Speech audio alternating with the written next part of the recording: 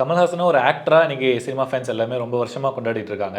But இன்னொரு side big pass உடைய ஹோஸ்ட்டா போன சீசன் வரைக்கும் நல்லா தான் அவருக்கு ஒரு பேர் இருந்துச்சு. இந்த சீசன் பிக் பாஸ் மூலமா கமல்ஹாசன் அவருடைய மரியாதை அவரே வந்து குறைச்சுக்கிட்டாரா அப்படிங்கிற ஒரு ஃபீல் உங்களுக்கு இருக்கா சார்? நிறைய இருக்குது உண்மையா. நான் வந்து பிக் பாஸ் தொடர்ச்சியா பார்க்கறதில்ல.